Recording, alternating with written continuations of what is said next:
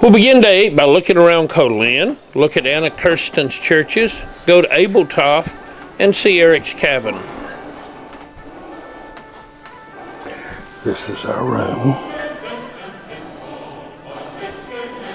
And this is Deborah at 8 o'clock in the morning. Well, in Denmark, we'll obviously see Soren. We'll also see his father, Eric, and his wife, Ulla, and their family. And Anna Kirsten, his mother, with Thomas, her husband, Anna, and Ruth, their Staffordshire Bull Terrier, who doubles as a dishwasher. A Danish dishwasher in action. While in this area, we'll be centered at Colin. So let's look around there a little bit. It's a farming community, and the farmhouses here are arranged in squares with buildings on all sides, and a central courtyard with one entrance. Anna Kirsten's parsonage is on a row of these houses, but the front part had burned, and so now they just have the side houses. The one on the left is the garage, and this is a half-timber house. She's very proud of her backyard, or garden as they call it. And Thomas is proud of his fish pond. Let's look at some of the flowers of the area. Not all of these are found in her yard, but in many of the yards around Colin where they love flowers.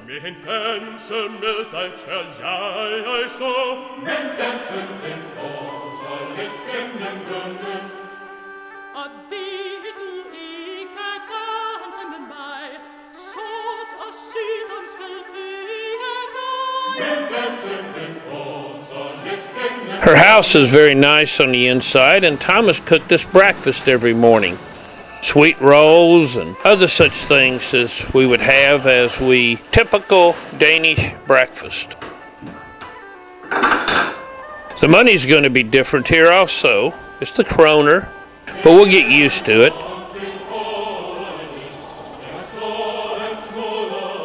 And every morning I would look around. This is Colin, and it's surrounded by the wheat and barley fields.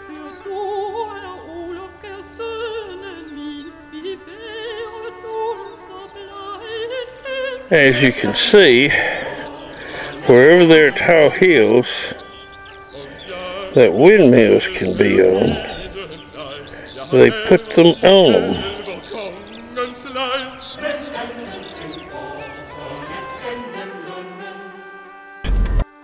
Colin is a place where farmers go when they retire, but also of course young people, but lots of farmers, because this is where they make their get their groceries and so on. Every Friday, so they know this town from around the area around. Okay, so this is to some extent a retirement community. You know, where old people who retire go on pensioners community. Yes, a lot of old people here, but also some new. You know, something is. I think it's a nice. This postman in Colin. This is a $300,000 home. You can see it's just about like a cabin. And the gasoline prices were also high. The Danish are proud of their flag, and most people have a flagpole in front where they fly their flag on special occasions, and when not, they fly a little streamer with the colors on it. Anna Kirsten is an evangelical Lutheran pastor who pastors 3 churches, Colin, Idrup, and Skariso. We'll be looking at these churches. First, we'll head out to Idrup. All churches in Denmark are placed like the steeple in points directly west, and the choir is directly east. So that's always you see that perhaps a new town church or city church won't be like that. So you can see it's very old here, and the timbers also on the roof.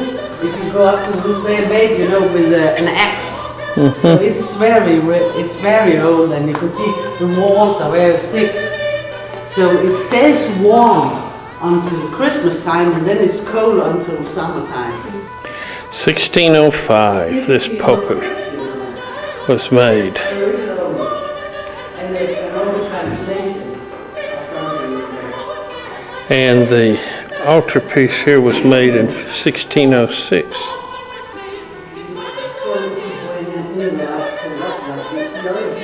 Danish cemeteries are a little bit different than ours. They're broken up into small plots, all of which is maintained by a gardener that's hired and by families who want to put flowers and other things there. You're there for a certain length of time, and then at the end of that time you either start paying rent on it or somebody else is buried there. Next we'll be going to a church at Skarisso.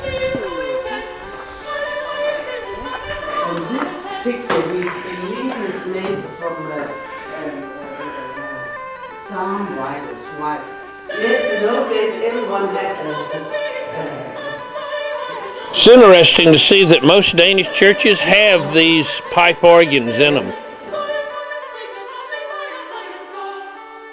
Their gravestones are often made out of field stones that have been found and then flattened out and carved on, such as these found in a yard. And now we're going to see my biggest church, Kålin, but it's a little bit uphill. They usually put them uphill. And a Kirsten's church.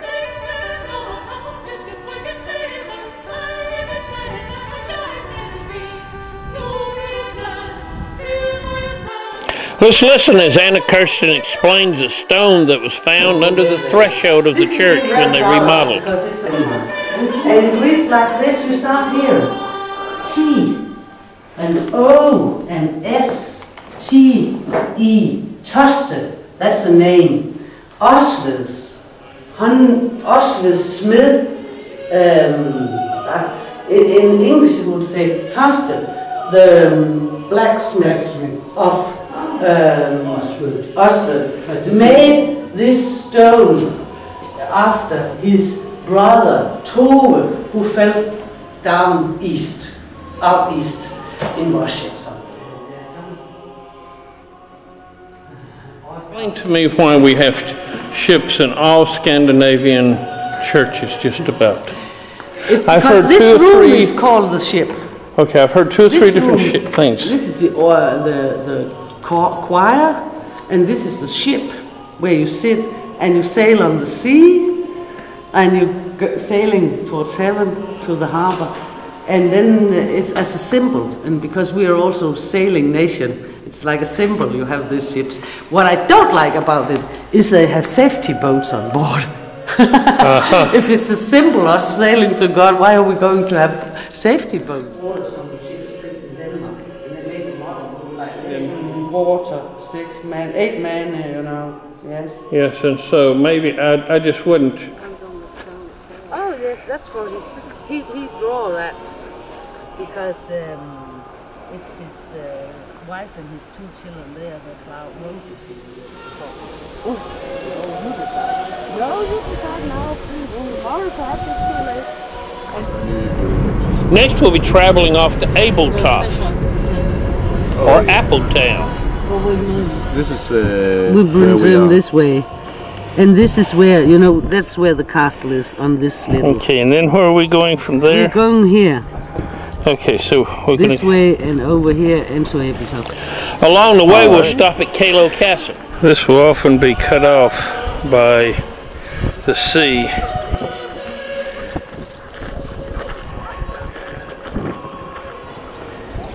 This is a look of the Danish coastline. I don't go, I may never get to go. Yes. At Abeltoft, we'll see the frigate Gillian. We'll go to the Glass Museum, and then we'll go over and look at the historic area.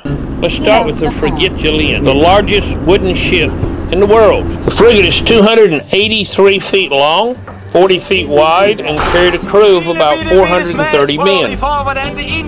Let's look around. For der ikke nogen, der har kunne høre den brik efter dingerne i ørerne. Og så siger vi 3, 2, 1, fyr!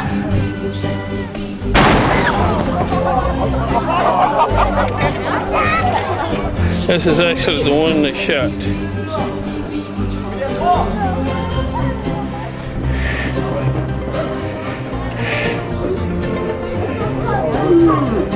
You can't even see where you're going from. Deborah can't even see over the steering wheel. So you're disqualified if you want to be a sailor. Cruise for firing a cannonball.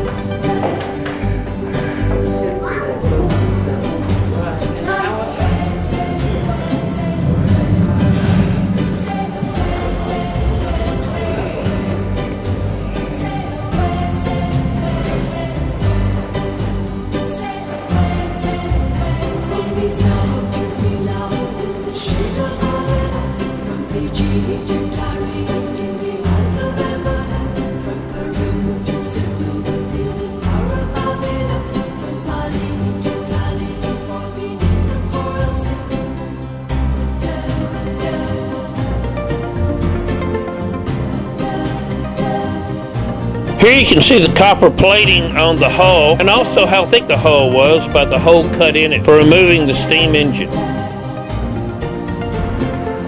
Next we'll go to the Abeltoft Glass Museum and watch them blow glass and see various displays of glass artwork.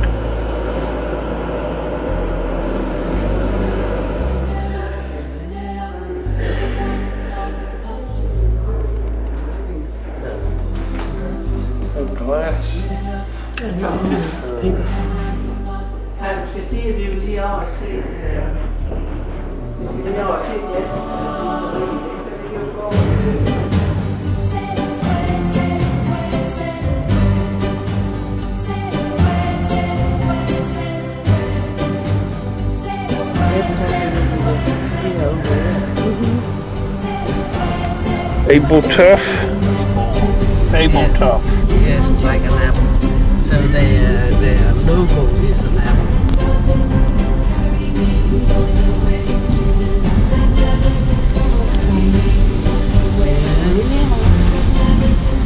And when you come outside the church, you have this nice view to the seas.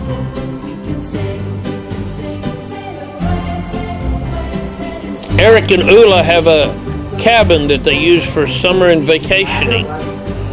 And we'll visit there with Eric for a few minutes. Yes, they have a nice bedroom. Oh, you got a new bed. I don't look at it.